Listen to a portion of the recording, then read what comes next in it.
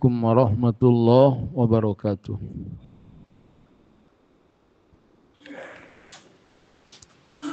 Alhamdulillah nahmaduhu wa nasta'inuhu wa nastaghfiruh wa na'udzu billah min sururi anfusina wa sayyiati a'malina man yahdihillah fala mudilla lah wa man yudlil fala hadiya lah.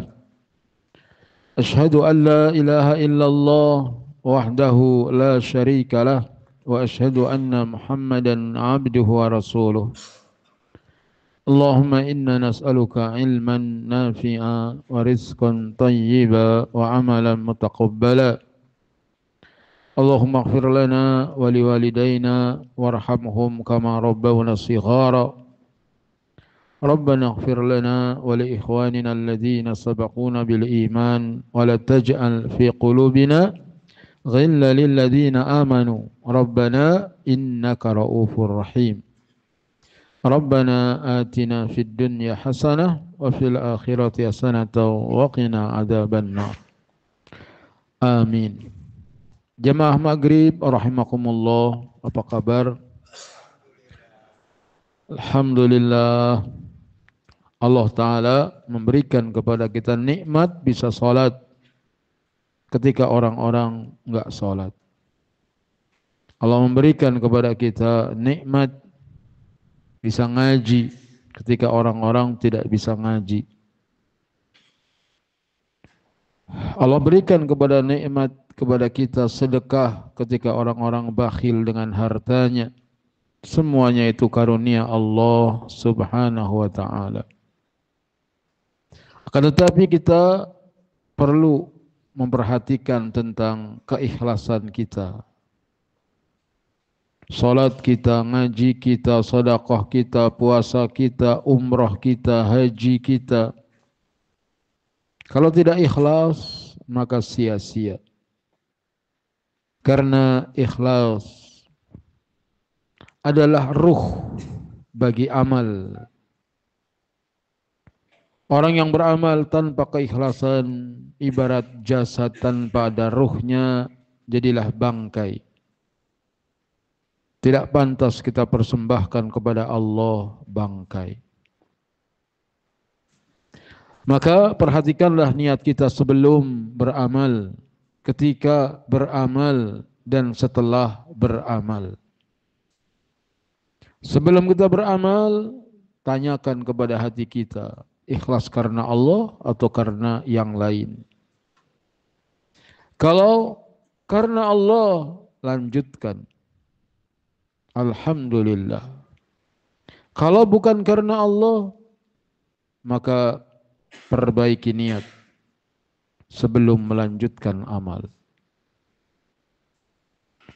Yang kedua, ketika kita sedang beramal, kadang ada gangguan, godaan untuk tidak ikhlas, untuk pamer, untuk yang lain. Maka walaupun kita sedang beramal, kita koreksi. Sedang ceramah misalnya, maka jaga agar apa yang kita sampaikan karena Allah.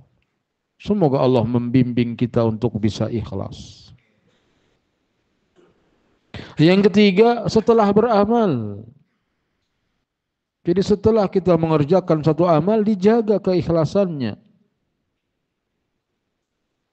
Kalau di tengah amal, misalnya mau berangkat umroh, baru sampai bandara, udah posting. Alhamdulillah, udah sampai bandara. Begitu sampai di Madinah, sudah posting lagi. Terus ibadah dicampuri dengan riya. Ada kalanya sudah ikhlas di awalnya, sudah ikhlas ketika sedang beramal. Begitu selesai beramal, dia ceritakan amal-amalnya. Sehingga menjadi riya atau ujub dengan apa yang telah dia raih. Ini semua bisa menggugurkan amal-amal kita. Adapun menceritakannya dalam rangka bersyukur kepada Allah, maka semoga yang seperti ini tidak merusak ibadah kita. Memang ikhlas itu urusan hati. Hanya kita yang tahu dan Allah. Tetapi itu bisa dirasakan. Di antara tanda-tanda ikhlas adalah senantiasa ibadah. Apakah di keramaian ataukah ketika sendirian. Kita selalu beribadah kepada Allah ketika banyak orang. Kita juga beribadah kepada Allah ketika sendirian. Itu tanda pertama orang itu ikhlas. Yang kedua, dia senantiasa beribadah kepada Allah. Apakah dipuji-puji orang? Apakah dicela-cela orang? Ketika dia ibadah mendapatkan pujian, dia terus ibadah. Ketika dia beribadah justru dihina, justru dicela, dia tetap ibadah. Sehingga prinsipnya dipuji tidak terbang, dicela tidak tumbang, ditransfer makasih bang. Dia nggak pernah mundur dari ibadah. Ibadah bukan karena mengharap pujian, ibadah bukan karena takut celaan, tapi ibadah karena Allah Rabbul Alamin. Dan ciri yang ketiga orang yang ikhlas itu selesai ibadah dia merasakan tenang. Walaupun karena dia banyak sedekah, banyak menyumbang, kemudian bangkrut. Dia tidak menyesal, coba dulu kalau saya nggak nyumbang, duit saya masih banyak. Enggak. Dia bersyukur, alhamdulillah. Dia bisa meletakkan hartanya di jalan Allah. Walaupun mungkin sekarang kita kekurangan. Karena dia yakin betul. Memberi bukan berarti mengurangi. Memberi bukan berarti mengurangi. Artinya kalau kita memberikan sedekah bukan berarti harta kita berkurang. Sebagaimana sabda Nabi sallallahu alaihi wasallam, ma naqasa malun min sadaqatin. Harta tidak akan berkurang dengan sebab sedekah. Semoga Allah Ta'ala mengikhlaskan hati kita. Merasa ikhlas berarti belum ikhlas. Terus gimana? Doa saja kepada Allah. Allahumma inna na'udzubika an usyrika bika wa ana a'lam wa astaghfiruka lima la a'lam. Ya Allah, aku berlindung kepadamu dari syirik yang aku tahu. Dan aku mohon ampun kepadamu dari syirik yang aku tidak tahu. Salah satu syirik adalah riya yang menafikan keikhlasan. Adapun pelajaran kita sampai hadis ke-261 mengenai bab mulatafatul aitam, bab tentang berlemah lembut kepada anak-anak yatim, kepada orang-orang lemah dan berbuat baik kepada mereka. Wa an Abi Hurairah وعن أبي هبيرة عائد بن عمرو المزني وهو من أهل بيعة الرضوان رضي الله عنه. Dari Abu Hubairah Aid bin Amr al-Muzanni, beliau salah satu sahabat Nabi yang ikut dalam Bai'atul Ridwan. Semoga Allah meridhoinya. Anna Abu Sufyan ata ala Salman wa Suhaib wa Bilal fi nafarin. Bahwasanya Abu Sufyan, tokoh orang kafir, mendatangi Salman Al-Farisi, Suhaib Ar-Rumi, wa Bilal bin Abi Rabbah radhiyallahu anhum. Tiga sahabat ini orang-orang miskin dari sahabat Nabi. Datang tokoh orang Quraisy. Wa fi nafarin faqalu. Jadi mereka berada dalam sekelompok orang lalu mereka berkata, Salman, Suhaib, Bilal, mereka berkata, ma akhadat suyufullahi min aduwillahi ma'khadaha.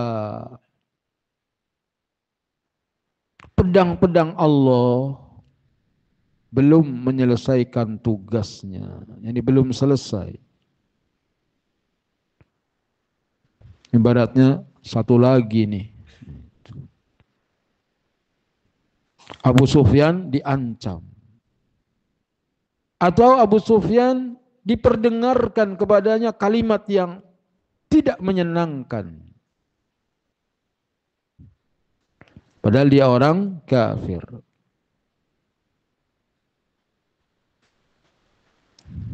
Faqala Abu Bakrin radhiyallahu anhu. Abu Bakar radhiyallahu anhu, pembesar para sahabat, menegur Salman, Suhaib dan Bilal.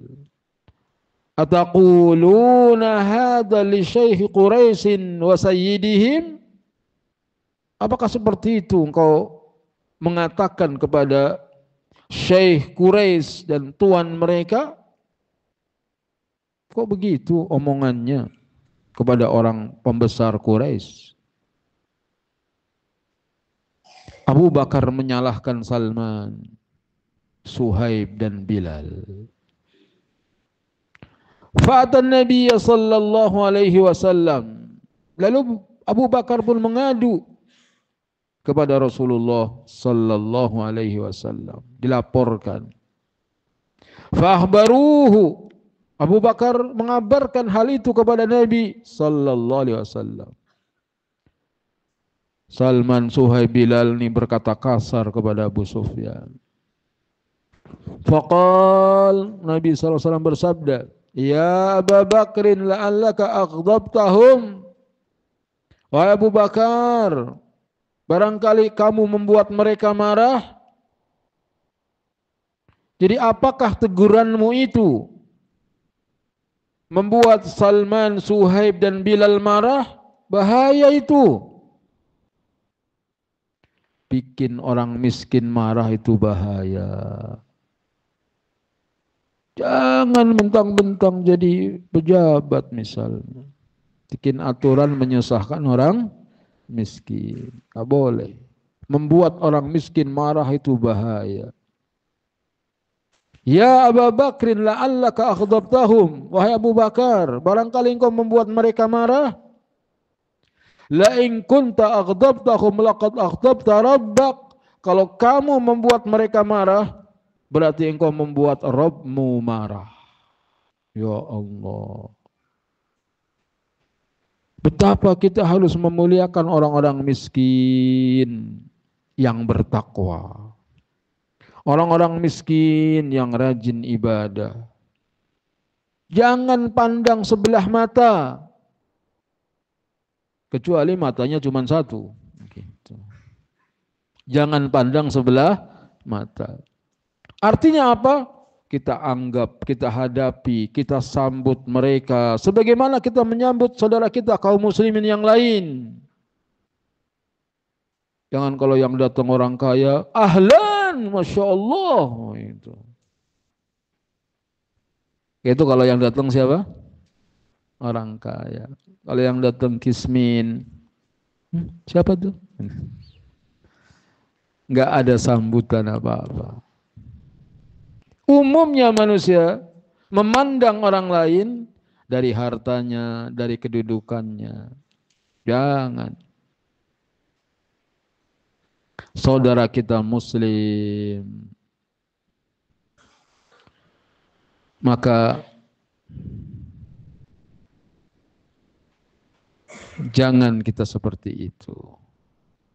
Jadi orang Islam itu harus dimuliakan walaupun. Ini walaupun dia miskin. Bahkan walaupun dia punya kekeliruan. Kita tidak boleh menganggapnya seperti orang kafir. Satu perkara yang saya perlu untuk saya sampaikan. saudara kita muslim, dia berbuat kesalahan atau mungkin dalam masalah manhaj keliru, maka tetap dia saudara kita muslim. Padahal manhajnya menyimpang, yang tidak boleh kita ikuti manhajnya. Semoga saya tidak salah paham. Seorang datang kepada Syekh Muhammad Nasiruddin Al-Albani rahimahullah. Beliau menanyakan, bolehkah mengucapkan tarahum, yakni rahimahullah, kepada tokoh-tokoh orang yang menyimpang pemahamannya. Disebut Hasan Al-Banna, disebut Sayyid Qutb. Tokoh-tokoh Ikhwanul Muslimin. Dia bertanya. Maka Syekh Muhammad Nasiruddin Al-Albani rahimahullah, beliau menjawab dengan suara yang sudah serak-serak, sudah lanjut usianya. Menurut pandanganku, tarahum atau mengucapkan rahimahullah itu haram, tidak boleh kepada orang kafir secara mutlak. Haram kepada siapa? Orang kafir secara mutlak. Dan ucapan tarahum itu boleh kepada seorang muslim secara mutlak. Jawabannya bagus sekali. Lalu yang bertanya mengatakan, tetapi bagaimana kita mengucapkan tarahum kepada ahlul bid'ah yang begini-begini? Kata Syekh Albani,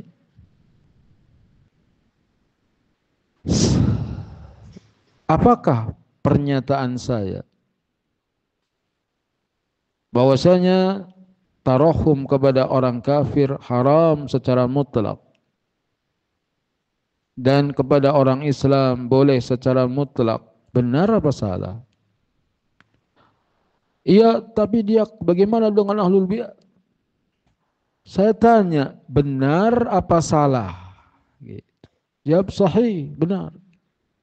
Kalau benar, tidak perlu ada pertanyaan yang kedua. Apa pertanyaan yang kedua? Kepada ahlul bid'ah boleh nggak tarahum? Jawabannya berarti sudah ada atau belum? Apa jawabannya? Boleh.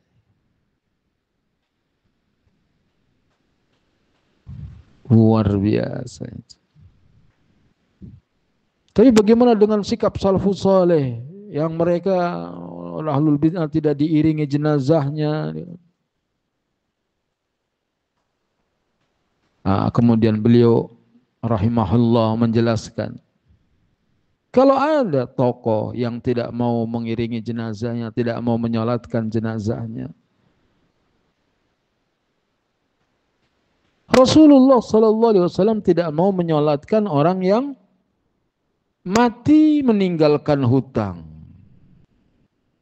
Rasulullah tidak menyolatkan, tapi sahabat yang lain menyolatkan apa tidak? Menyolatkan. Apa yang diingkari oleh Nabi SAW, sahabat-sahabat mengerjakannya. Apalagi yang diingkari oleh orang yang bukan Nabi. Karena dalil itu adalah qala Allah, qala Rasul, dan seterusnya. Disinilah maksud saya, kita belajar manhaj yang tuntas istilahnya, mengikuti apa yang Nabi dan para sahabatnya lakukan, betul-betul mengikuti Nabi dan para sahabat yang mereka lakukan, bukan fatwa syekh, fatwa ustadz, fatwa, jangan. Karena fatwa itu bukan dalil. Dalil itu apa? Qala Allah, qala Rasul, wa qala sahabat. Ini dia harus berpegang teguh. Sehingga jangan sampai antum karena bukan teman pengajian, nggak dianggap. Ini bukan ikhwan karena nggak ngaji. Berarti akhwat, gitu.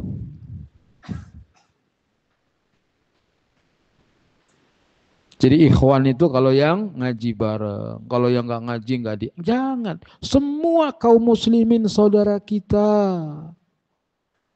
Bahkan sekalipun tadi tokoh ahlul bid'ah saja boleh kita ucapkan apa?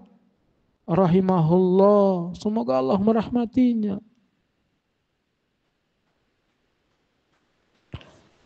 Ya, tapi kan mereka tokoh ahlul bid'ah begini. Kemudian Ustaz Albani yang menarik juga, apakah setiap orang yang mengerjakan bid'ah disebut ahlul bid'ah? Apa jawabannya? Apakah setiap orang yang mengerjakan bid'ah disebut ahlul bid'ah? Gitu. Apa jawabannya? Tidak. Sahih katanya. Kalau tidak, berarti siapa ahlul bid'ah? Ayo. Kita kadang ngelihat ada orang tahlilan, ngelihat ada orang maulidan, ahlul bid'ah nih. Gober dia. Apa gober? Golongan berkat. Karena habis tahlilan nanti apa? Berkat dibilang apa? Gober. Golongan berkat. La ilaha illallah. Ini pertanyaan yang menarik. Apakah setiap orang yang mengerjakan bid'ah disebut ahlul bid'ah? Apa tadi jawabannya? Tidak. Lalu siapa ahlul bid'ah? Ahlul bid'ah adalah orang yang sudah ditegakkan padanya hujjah, tetap dia mengerjakan bid'ahnya. Setelah ditegakkan apa? Hujjah. Nah, lalu sekarang, apakah tadi Hasan al-Banna, Said Qutb sudah ditegakkan hujjah? Apa jawabanmu? Nah, ragu dia itu. Bagaimana kalau saya bilang wallahu a'lam, kemudian beliau tertawa. Wallahu a'lam. Kita nggak boleh prasangka buruk. Masa sih dia nggak tahu kullu bid'atin dolalah wa kullu dolalatin finnar? Masa sih zaman sekarang belum tegak hujjah? Kan pengajian ada di YouTube di mana-mana. Menegakkan hujjah itu bukan dengan kondisi zaman, ditegakkan hujjah di hadapannya. Dan orang yang menegakkan hujjah ada orang-orang yang alim. Kalau kita belum menegakkan hujjah kepada seseorang, gak boleh serta-merta orang itu dituduh ahlul bid'ah. Begitu lemah lembutnya para ulama ketika berdakwah. Jangan asal beda sedikit bid'ah, beda sedikit musuh. Jangan. Yang berhak memvonis ahlul bid'ah ulama.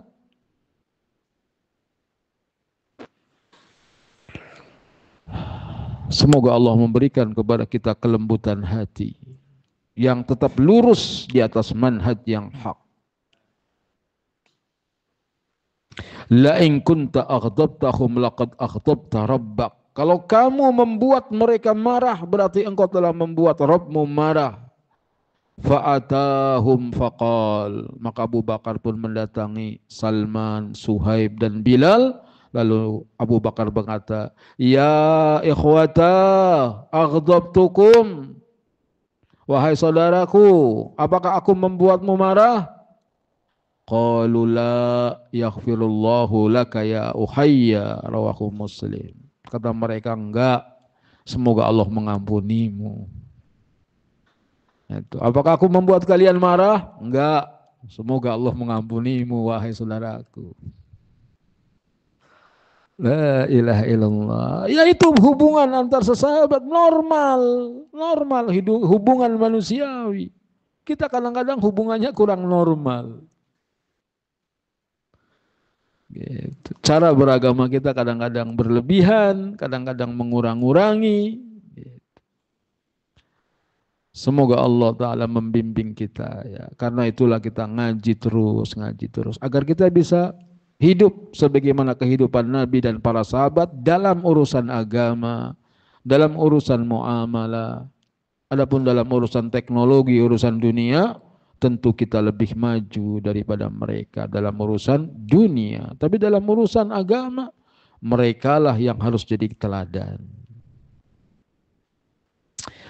Istihbab muharabati a'da'illahi harban nafsiyatan litadmiri ma'nawiyatihim. Hadis ini menunjukkan disukai kita untuk memerangi musuh-musuh Allah dengan perang urat saraf. Untuk menjatuhkan mental mereka. Sehingga apa yang disampaikan oleh Salman, Suhaib, Bilal, belum selesai nih pedang-pedang Allah dari menunaikan tugasnya. Itu nakut-nakutin siapa? Musuh Allah, Abu Sufyan. Dan itu disukai. Menakut-nakuti musuh Allah. Namanya perang urat saraf. Zaman sekarang. Sehingga tidak boleh antum dengar berita yang menakutkan. Syiah itu begini, orang kafir punya senjata canggih seperti ini. Disebarkan, itu bisa menjatuhkan mental seorang mukmin. Gak boleh. Berita tentang kekuatan orang kafir, kekuatan musuh, gak boleh disebarkan. Sebab akan menjatuhkan mental kaum mukminin. Sebab kalau mental sudah jatuh, gak ada keberanian. Orang kalau sudah mentalnya jatuh, itu cukup satu orang, 200 orang, itu bisa dipenggal. Maju, maju, penggal, maju, nurut aja karena mental sudah jatuh. Jangan jatuhkan mental kaum muslimin, tapi kuatkan, kokohkan mental kita. Jangan jadi pengecut. Maka kisah, kalau tidak salah Panglima Qutaibah, dia mau menaklukkan dataran Cina waktu itu dengan pasukan yang sedikit. Musuh pasukannya banyak. Musuh pasukannya banyak. Maju ada musuh. Mundur musuh banyak. Dikepung. Di antara panglimanya, Panglima Qutaibah itu ada orang Ajam. Namanya Taidar. Dia datang kepada Panglima memberitahukan tentang kondisi pasukannya. Ketika Panglima lagi rapat, datang Taidar. Panglima, saya mau ada yang disampaikan. Itu. Karena dia intelnya datang, lalu ditanya oleh Panglima, apa berita apa? Sebaiknya kita kibarkan bendera putih. Menyerah karena musuh telah mengepung kita dan bala bantuan gak mungkin bisa datang. Gitu. Kata Qutaibah, cuman bertiga, Qutaibah, pengawalnya dan Taidar. Sudah laporanmu? Itu. Siap, sudah. Kata Panglima Qutaibah, pengawal, penggal lehernya. Dipenggal lehernya. Selanjutnya kata Panglima kepada pengawalnya, tidak ada yang tahu peristiwa ini kecuali engkau dan saya. Kalau engkau bocorkan berita ini, nasibmu sama dengan nasibnya. Kemudian baru yang lain suruh masuk, melihat pala sudah jatuh. Kenapa dia? Kenapa dia? Inilah balasan bagi pengkhianat. Gitu. Jadi menyebarkan berita yang menakutkan nggak boleh. Nggak boleh. Kemudian besoknya kata Panglima Qutaibah itu, besok berangkat serang musuh, diserang musuh, menang kaum muslimin. Menang kaum muslimin. Jadi kemenangan itu dengan mental yang kokoh, mental yang kuat. Jangan dibikin mental kaum muslimin lemah. Semoga Allah kuatkan mental kaum muslimin. Dan semoga Allah menangkan kaum muslimin dimanapun mereka berada.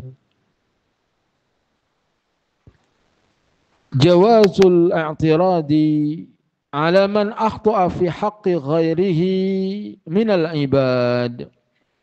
Bolehnya kita mengkoreksi atau menentang kepada orang yang keliru atas hak saudaranya dari hamba-hamba Allah. Yang ketiga, talabul mahabbatil mu'minin wa talattuf ma'ahum. Anjuran kita untuk mendapatkan cinta kaum mukminin dan lemah lembut kepada mereka. Seperti yang dilakukan oleh Abu Bakar radhiyallahu anhu, ya ikhwata aghdabtukum, wahai saudaraku, apakah aku membuatmu marah? Qalu la, yaghfirullahu laka ya ukhay. Pelajaran yang lain, al-ikhwatu fillah yahmiluna kalama ba'dahum ala ahsanil mahamil wa yatlubuna li ba'dihim al-ma'adhir. Al-ikhwatu fillah, persaudaraan di jalan Allah. Yahmiluna kalama ba'dahum ala ahsanil mahamil, memahami pembicaraan sebagian mereka dengan sebaik-baik pemahaman. Jadi jangan kita pahami omongan orang itu yang buruk, tapi kita pahami omongan orang itu yang baik. Allahu a'lam maksudnya. Kalau ada orang ngomong yang bisa ditafsirkan keliru, bisa ditafsirkan benar, maka usahakan omongan orang itu, teman kita itu, tafsirkan ke arah yang baik. Jangan tafsirkan ke arah yang buruk. Dan hendaknya kita banyak memberikan udzur. Memberikan udzur. Oh mungkin dia begini, mungkin dia begitu. Itu namanya memberikan udzur. Misalnya, antum melihat ikhwan teman antum boncengan sama akhwat. Itu, oh dia pacaran tuh. Enggak, mungkin itu adiknya. Oh dia adiknya laki-laki semua. Oh itu mungkin siapa ya? Walhasil jangan kita langsung berburuk sangka kepada orang-orang yang kita lihat. Kita salah karena menutupi aib orang itu lebih baik daripada benar yang kita prediksi tetapi mengumbar aib orang. Jangan. Seandainya pun benar, maka kita nggak boleh mengumbar aib orang. Akhirnya kita ada perasaan nggak enak dan jadi bermusuhan. Pelajaran yang lain, al-adza salihin, muharabatu lillahi kama fi hadisil wali. Mengganggu, menyakiti orang saleh berarti memerangi Allah sebagaimana yang disebutkan dalam hadis wali. Wali artinya kekasih Allah. Waliullah. Kalau kekasih syaitan namanya waliyus syaitan.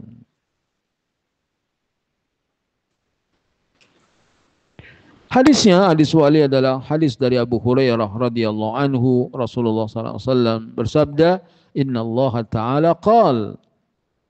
Bahwasanya Allah Subhanahu wa taala berfirman, "Man adali waliyan faqad adantuhu bil harbi." Siapa yang mengganggu kekasih-kekasihku, siapa yang mengganggu kekasihku, maka aku umumkan perang kepadanya. Wali Allah adalah orang yang beriman dan bertakwa. Suhaib, Bilal, siapa lagi? Salman, wali-wali Allah.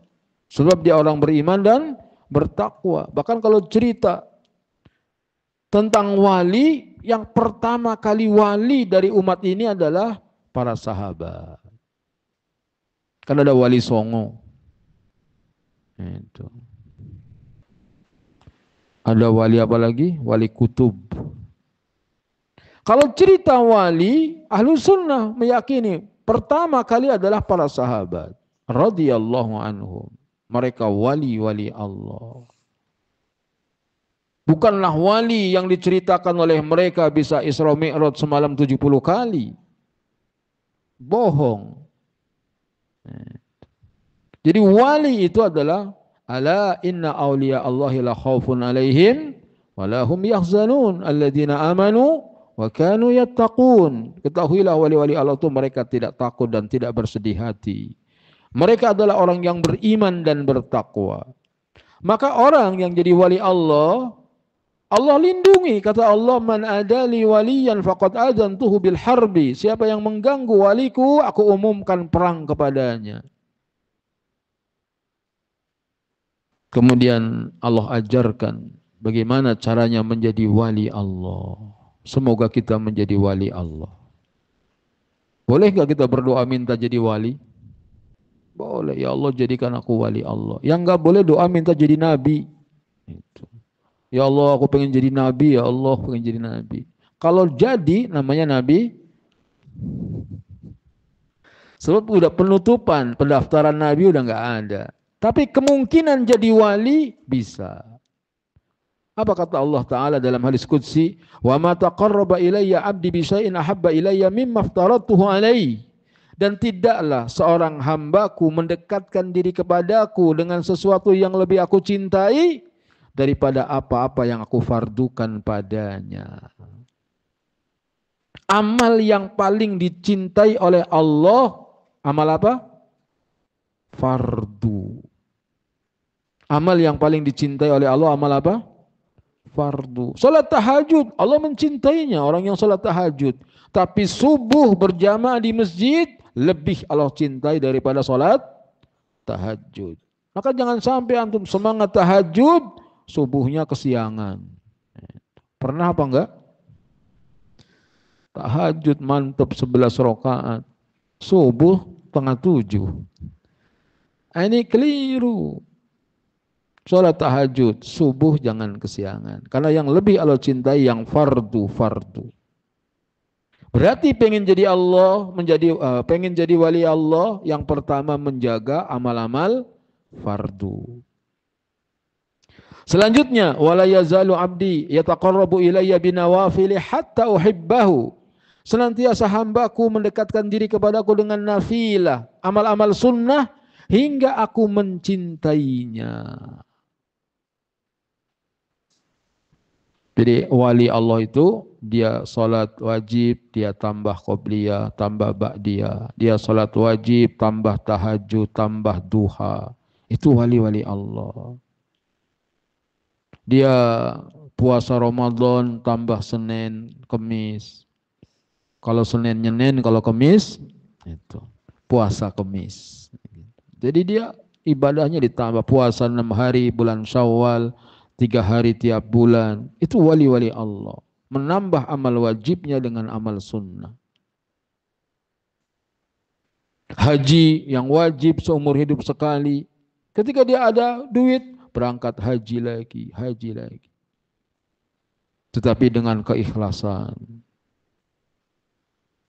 Sebab diceritakan katanya dalam Lataiful Ma'arif oleh Ibnu Rajab Al-Hambali, ada orang yang hebat ahli ibadah, haji tiap tahun. Yang lebih spektakulernya, dia berangkat haji menempuh perjalanan berkilo-kilo dengan jalan kaki. Hebat kali. Berarti zaman sekarang ada yang haji naik sepeda, ada yang haji naik motor.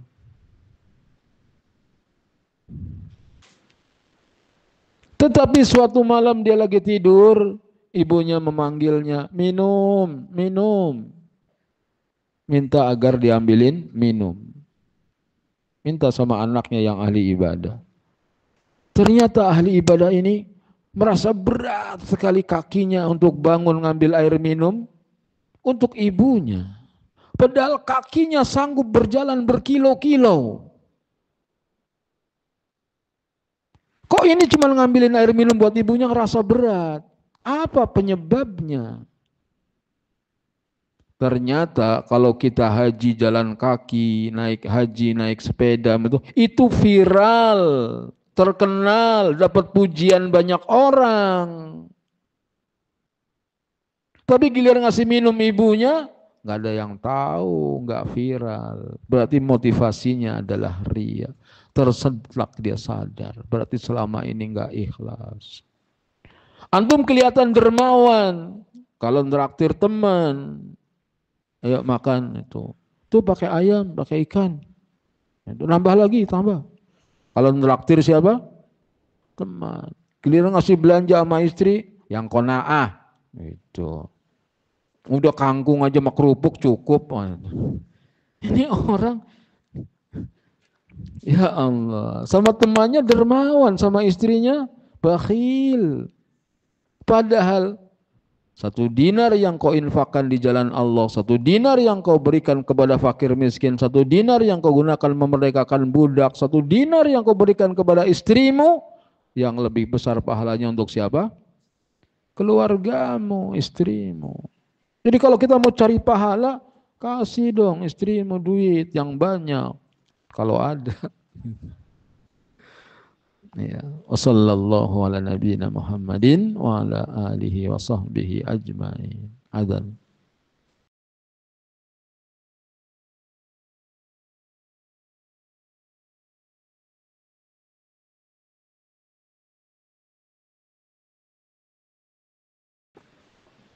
Alhamdulillah wassalatu wassalamu ala Rasulillah.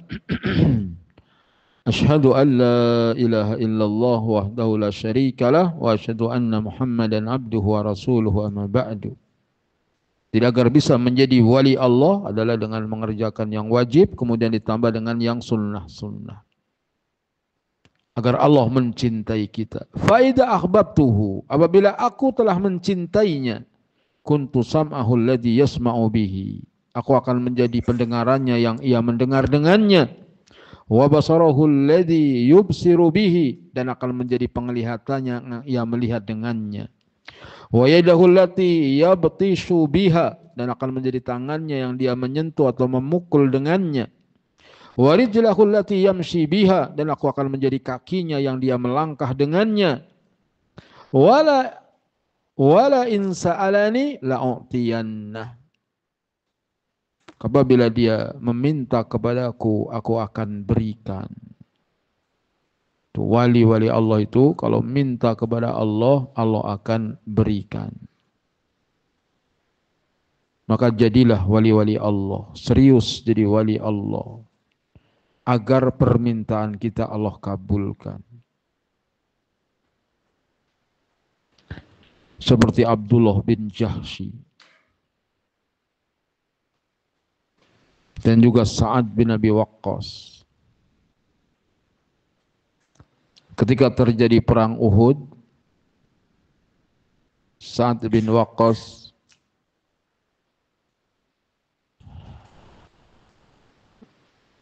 ditegur oleh Abdullah bin Jahsy. Kenapa engkau tidak berdoa? Ini mau perang. Kata Sa'ad bin Abi Waqqas, baiklah aku akan berdoa. Ya Allah, pertemukan aku dengan musuh yang paling kuat. Pertemukan aku dengan musuh yang paling membenci Islam. Dan jadikanlah aku menang atasnya dan aku mendapatkan ghanimah. Diaminkan oleh Abdullah bin Jahsy. Kemudian Abdullah bin Jahsy pun berdoa.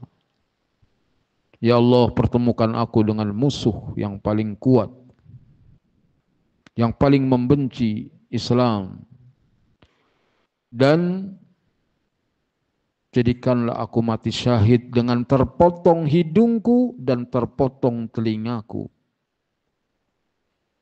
Sehingga kalau aku ketemu Allah nanti, Allah akan bertanya kepada aku, wahai Abdullah, kenapa kamu? Lalu aku akan menjawab, ini adalah karena aku berjihad membela agamamu. Dan engkau, ya Allah, mengatakan engkau benar. Apa kata Sa'ad bin Abi Waqqas? Sungguh doanya lebih hebat daripada doaku. Kalau Sa'ad bin Abi Waqqas doa minta menang. Kalau Abdullah bin Jahsy doa minta mati syahid. Ternyata selesai perang Uhud, kata Sa'ad bin Abi Waqqas, sungguh Allah mengabulkan doanya. Aku dapati hidungnya dan telinganya digabung dengan benang digantung di pohon. Begitu kalau orang kafir perang lawan orang mukmin, mukmin kalah, maka zaman dulu dipotong hidungnya, dipotong telinganya, kemudian dibikin kalung. Wah, kalau kebanggaan. Wali-wali Allah kalau meminta kepada Allah, Allah kabulkan. Maka waspada dari mengganggu wali Allah, orang-orang yang dicintai oleh Allah. Wala in sa'alani la'u'tiyanna wala in ista'adani la'u'idzanna. Kalau dia berlindung kepada aku lindungi, kata Allah.